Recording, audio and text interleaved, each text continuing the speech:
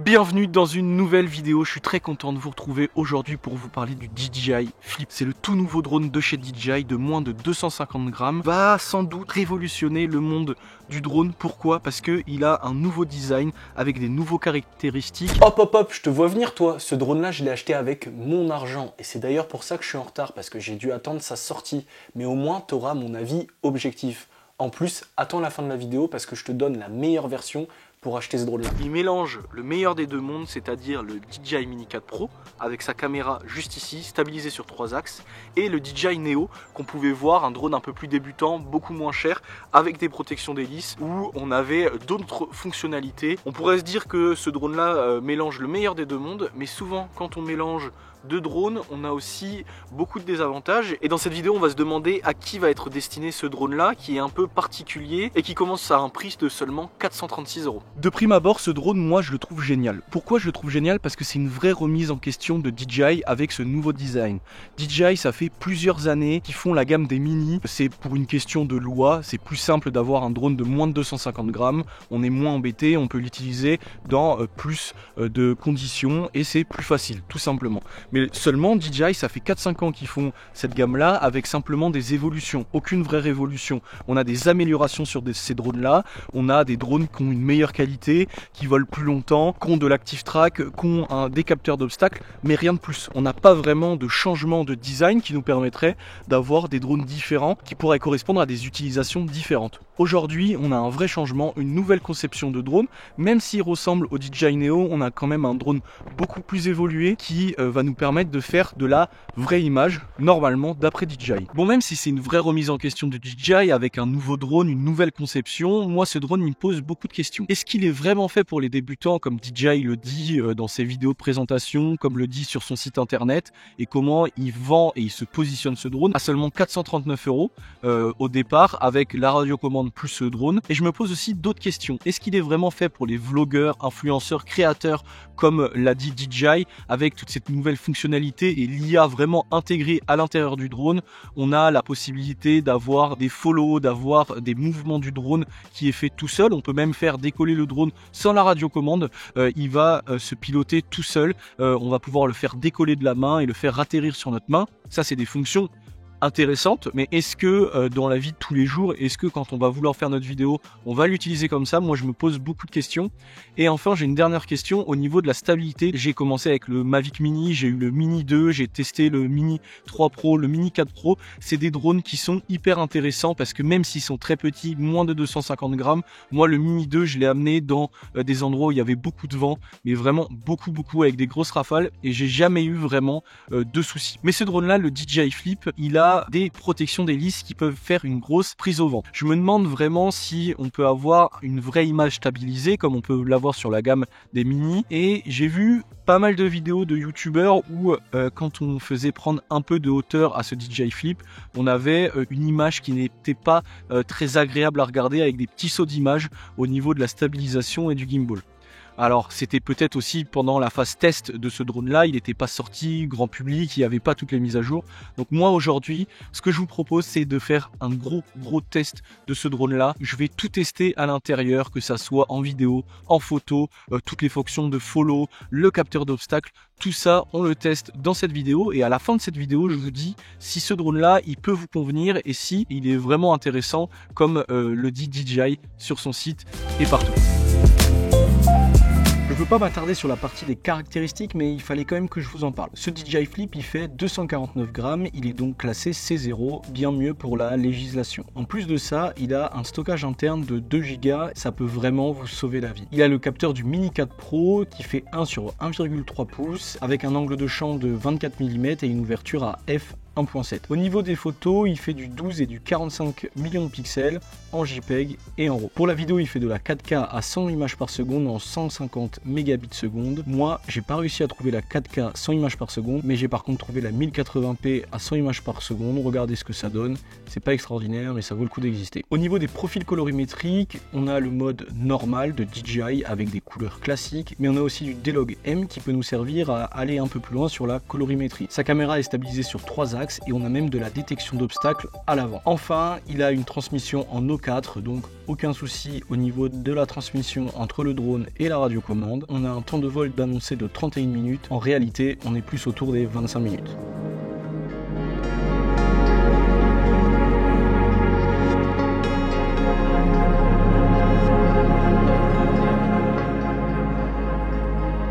Après ce gros test grandeur nature, on se retrouve en intérieur dans mon studio pour vous donner toutes mes impressions et mon retour terrain de ce DJI Flip.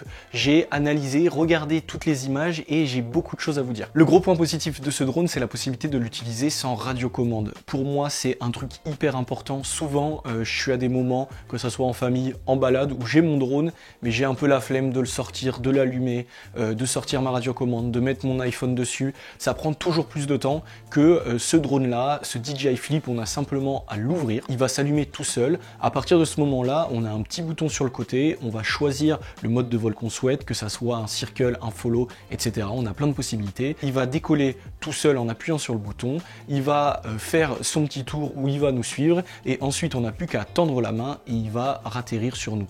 C'est un point ultra positif, mais attention, il y a quand même quelques soucis derrière. Le premier, eh bien, c'est que même si le follow et le suivi de la personne fonctionne très bien. On le sait, chez DJI, ils savent faire tout ça. Ils ont des grosses capacités logicielles. Le drone n'a aucun souci à nous suivre. Donc ça, c'est le gros point positif. Mais le souci qu'on a, c'est que on a des plans qui sont pas très agréables à regarder. Le drone va faire son travail, il va nous suivre, mais il va pas faire quelque chose de joli. On va avoir des à-coups. On sera pas forcément tout le temps au milieu. Quand je cours et quand je tourne vite, le drone n'arrive pas à nous suivre vraiment au milieu. Donc on a des plans qui sont pas forcément très exploitables, ou en tout cas qui sont pas forcément très jolis à regarder, qui sont pas cinématiques comme on a l'habitude de le dire. Le deuxième problème de ces modes automatiques, c'est que au départ c'est un gain de temps, bien sûr, parce que comme je l'ai dit, le drone va décoller tout seul, il va être autonome et on s'occupe de rien. Le souci c'est quoi? C'est que quand vous partez faire une balade, quand vous allez vouloir prendre des plans en drone, vous vous arrêtez souvent à un endroit et vous lancez votre drone, vous restez une dizaine de minutes. Si on veut l'utiliser sans radiocommande et exploiter ces modes autonomes, on va déplier le drone, faire notre mouvement et on va pas refaire un mouvement qui ressemble au même endroit. Le but là, c'est après de partir avec le drone, d'utiliser la radiocommande et de filmer les alentours. C'est un souci parce qu'en fait, ce gain de temps qu'on a sur ça, on va le perdre un peu après parce qu'on va devoir le sortir et le ranger plusieurs fois d'affilée à des endroits proches mais différents. Ça va être par exemple très intéressant quand on a besoin d'un seul plan avec notre famille dans notre jardin à la campagne, et là à ce moment là c'est hyper intéressant, on a juste à le décoller, il va le faire, il revient et là le gain de temps est énorme. Le problème c'est que si on part en vacances, c'est souvent à ce moment là qu'on va utiliser notre drone en balade en montagne, en balade à la mer. À ce moment là, moi ces modes automatiques ils ont leurs limites parce que on va pas avoir la possibilité de faire au drone des mouvements simples sans la radiocommande. Moi la solution que j'ai trouvée, c'est de faire décoller le drone comme ça, de quand même prendre la radiocommande à côté, il va faire notre mouvement et après on prend la main dessus et on va faire ce qu'on veut au drone. C'est un peu la seule solution que j'ai trouvée. Le problème c'est quoi? C'est que le gain de temps qu'on avait avant sans sortir la radiocommande, bah on est finalement encore obligé de l'utiliser. Ensuite, le dernier souci avec ces modes autonomes, c'est qu'ils fonctionnent très bien, mais problème, on n'a qu'un seul capteur à l'avant. Ça veut dire que quand le drone va vers l'avant, il va pouvoir se diriger et éviter les obstacles, s'arrêter au cas où. Mais dès qu'on va faire un circle par exemple, quand il va tourner tout autour de nous, il va aller sur le côté et il n'a pas de capteur sur le côté. Ça veut dire quoi? Ça veut dire que s'il y a un obstacle, lui il va foncer droit dedans et ça sera fini pour le drone. Donc pour moi c'est un gros souci parce qu'il va vraiment falloir faire attention à l'endroit dans lequel on est, regarder les obstacles, vérifier. Moi vous le voyez, à un moment j'ai fait une petite fusée, il me semble que ça s'appelle, le drone est parti en arrière, je me suis dit est-ce qu'il va toucher le mur? Non, on vérifie, on regarde et ça pose quoi comme problème? Ça pose que il nous faut cette radiocommande à ce moment-là si on veut stopper le drone. Si on laisse le drone tout seul, qu'on voit qu'il part dans un mur, dans un arbre, et qu'on n'a pas la radiocommande, on peut pas le stopper. Et c'est fini pour le drone. Bon, ne pensez pas que je trouve ces modes autonomes nuls, loin de là, ils ont vraiment leur utilité, mais dans certains cas, je pense pas que si on achète un drone, on va l'utiliser que comme ça, donc c'est une chose à penser. Est-ce qu'on en a vraiment besoin? Est-ce que ça va nous être utile? Deuxième point important sur ce retour terrain et ce que j'ai senti pendant mes vols, c'est un drone qui, vous l'avez vu, je l'ai dit plusieurs fois, mais on a des protections d'hélice maintenant, donc on n'est pas sur la même construction que la gamme des Mini, qui pour ma part était vraiment stable. Je les ai amenés dans des endroits vraiment compliqués et ils n'ont jamais eu de soucis. Aujourd'hui, quand j'ai testé le drone, j'avais quand même quelques soucis alors que j'étais dans des conditions parfaites. On voit que la stabilisation est à peu près bonne, mais le drone bouge beaucoup, même quand il y a très peu de vent. Moi, il y avait vraiment pas beaucoup de vent, et même quand je filmais le drone en stationnaire, il bougeait quand même beaucoup, et on sentait qu'il était impacté par la moindre rafale. Donc il faudra faire attention à ça, c'est quelque chose à prendre en compte. On ne pourra pas l'utiliser dans des conditions avec du vent, contrairement à des Mini 4 Pro, Mini 3, etc. Quand DJI nous a présenté ce drone, ils ont mis l'accent sur les vlogueurs et sur les débutants. Je voulais vous faire une partie précise sur ces deux types de personnes. Si vous êtes vlogueur ou débutant, je voulais vous détailler un peu les utilisations et est-ce que ce drone va vraiment vous être utile. Pour les vlogueurs, évidemment, qu'est-ce qui est mis en avant par DJI? C'est les modes de vol autonomes. J'en ai beaucoup parlé déjà, on va pas revenir dessus. Les deux problèmes les plus importants, le premier c'est que ce drone là, en mode de vol autonome, il filme seulement en 30 images par seconde. En France, en Europe, le classique c'est 25 images par seconde parce que c'est des règles qui sont comme ça. Et moi, je filme entièrement tout en 25 images par seconde. DaVinci Resolve, lui, va réussir à transformer le 30 images par seconde en 25 images par seconde. Mais c'est quand même pas la chose la plus optimisée. On aurait aimé pouvoir choisir ces modes de vol en changeant le nombre d'images par seconde si on le souhaite en 25 ou en 30. Ensuite, le souci qu'on a, c'est que ces modes de vol-là, ils sont possibles qu'en mode horizontal.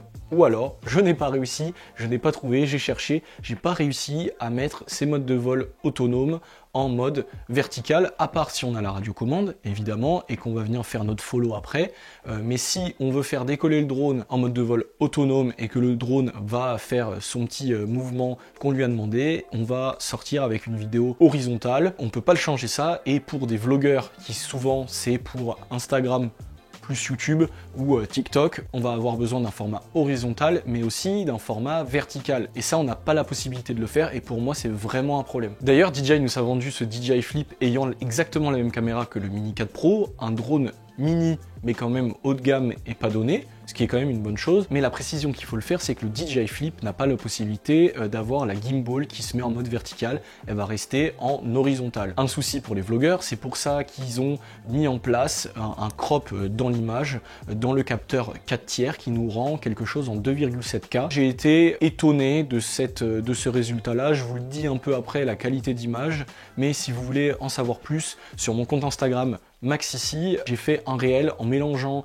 des images au format 4K horizontal où j'ai croppé en 9/16e dedans et des formats natifs 9/16e en 2,7K croppé dans le capteur. Je vous montre tout ça et vous allez voir les différences d'images s'il y en a et si ça vaut vraiment le coup et si DJI a trouvé la bonne solution. Pour les vlogueurs, DJI a aussi mis quelque chose en place. On a la possibilité de le diriger avec notre téléphone, ce qui peut être pratique des fois. On fait notre mode autonome, on prend le relais avec notre téléphone, on peut faire 2-3 autres plans. En plus de ça, DJI a mis en place dans son application la possibilité d'enregistrer sur notre téléphone le son de notre voix, donc de parler, de se filmer avec le drone et de se parler. L'intérêt c'est quoi? C'est de pouvoir avoir le drone assez proche et DJI a mis une IA qui fait que ça va supprimer le bruit du drone. Le souci qu'on a, c'est que je suis pas sûr que ça ait une vraie utilité, qu'on s'en serve vraiment, parce que la qualité sonore n'est vraiment pas top, et on le sait, en vidéo, le son est encore plus important que l'image, donc pour moi, c'est une fonctionnalité qui sert à rien. Aujourd'hui, les vlogueurs, les influenceurs, les créateurs, ils ont quand même besoin d'un minimum de qualité, on le voit sur Instagram, sur TikTok, sur YouTube. On a des vidéos de très bonne qualité, que ça soit dans la définition de l'image, ou dans la mise en scène, dans le storytelling, etc. Ce DJI Flip, s'il est annoncé pour les vlogueurs, on veut que notre image soit belle derrière et on veut quelque chose qui met en valeur ce qu'on filme. Ce DJI Flip, il a la même caméra que le Mini 4 Pro. Le Mini 4 Pro est très bon, il a été testé, il a une très bonne qualité. J'ai l'impression que cette qualité est quand même plus faible sur ce drone-là. Me demandez pas pourquoi, j'ai l'impression qu'on a du bruit qui arrive plus vite. J'ai aussi l'impression que quand on va retoucher la colorimétrie derrière, on perd en qualité. Sur ce drone-là, on a du D-Log M, c'est un profil flat de couleur qui va nous permettre de retoucher notre image derrière. C'est un gros souci parce que les créateurs aujourd'hui de plus en plus retouchent leur image et veulent aller plus loin. Et quand on a beaucoup d'informations, comme j'ai fait aujourd'hui en filmant des arbres, j'ai l'impression que la netteté gâche un peu cette image et on voit vite ces limites-là. Faut pas oublier que c'est un petit capteur, que si on est dans des conditions un peu compliquées, avec beaucoup de contraste ou alors avec peu de lumière, on va vite voir ses limites. Après, c'est tout à fait exploitable pour les réseaux sociaux, ça fera largement l'affaire, ça c'est sûr, mais il faut savoir que la qualité n'est pas extraordinaire et je pense pas que ça soit pour ça qu'on prenne ce drone là et qu'on choisisse le DJI Flip. Là où j'ai été étonné par contre, c'est que la qualité du 2,7K en 9/16e, croppé dans le capteur, est très bonne. Si vous comparez la 4K croppée en 9/16e et la 2,7K, vous allez voir que la 2,7K en 9/16e est bien meilleure. Donc c'est une bonne chose de DJI d'avoir trouvé la parade à cette limite de ce gimbal qui ne va pas en mode vertical. C'est une très bonne chose d'avoir mis cette fonctionnalité là et moi j'en suis plutôt content. C'est quelque chose qu'on peut exploiter vraiment sur les réseaux sociaux. Qui dit vlogueur, créateur, dit gain de place, pas forcément des personnes professionnelles, c'est des personnes qui ont besoin d'aller vite, mais qui ont aussi peu de place pour tout leur matériel.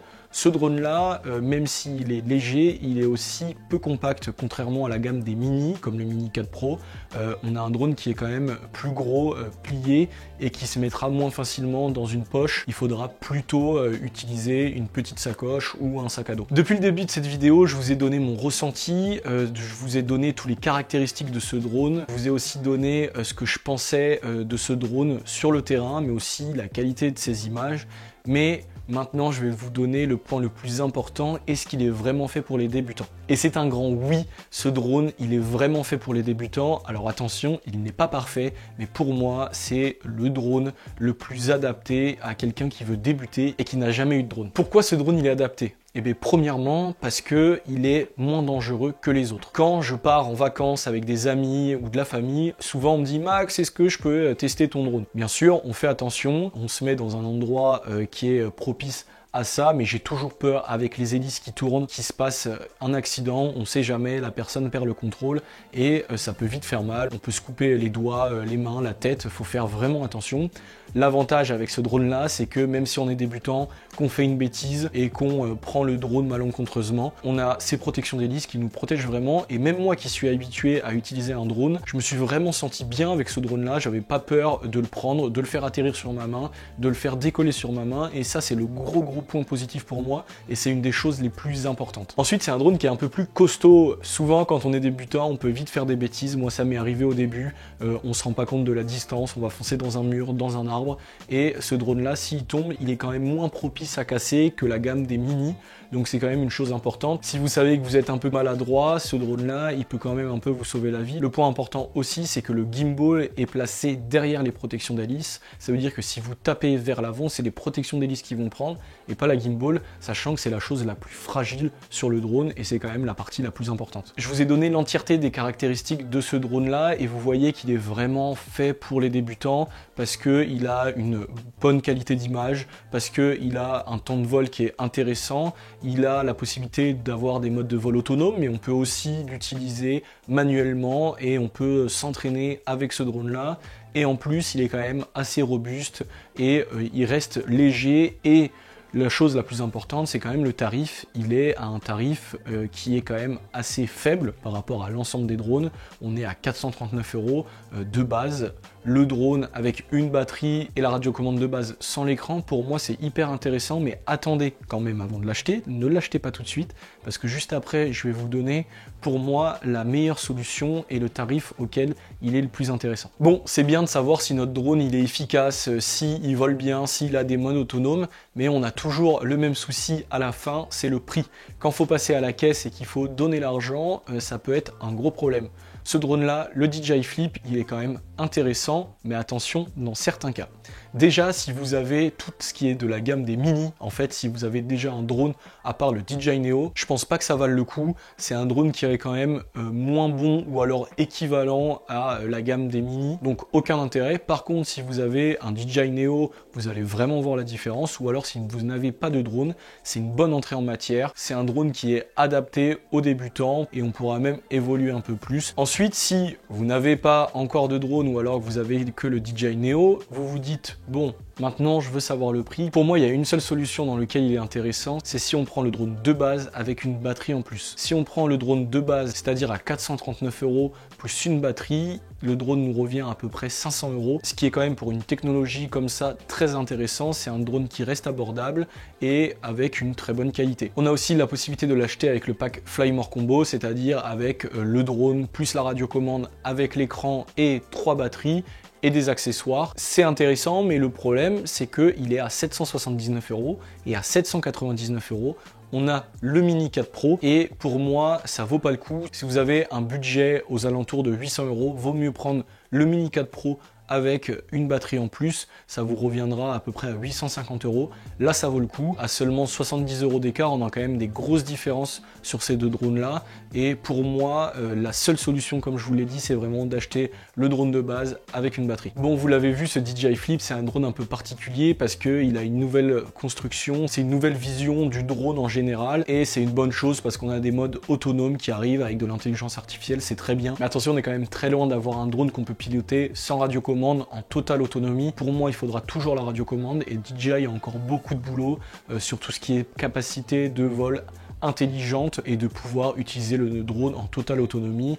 On est encore loin de tout ça. Le drone ne va pas remplacer encore votre petit copain ou votre petite copine qui vous filme quand vous avez besoin de faire des vlogs ou quand vous voulez partir en vacances sans prendre une caméra en plus. Ça y est, c'est la fin de cette vidéo. Si cette vidéo t'a plu, n'hésite pas à mettre un petit j'aime et puis aussi à mettre un commentaire. Dis-moi si tu vas acheter ce DJI Flip ou dis-moi juste ce que t'en penses. Et n'hésite pas non plus à t'abonner. Beaucoup de personnes regardent mes vidéos sans être abonnés et ça, c'est vraiment pas bien. Si vous voulez d'autres vidéos, on s'abonne en masse et moi je vous dis à la prochaine. Ciao.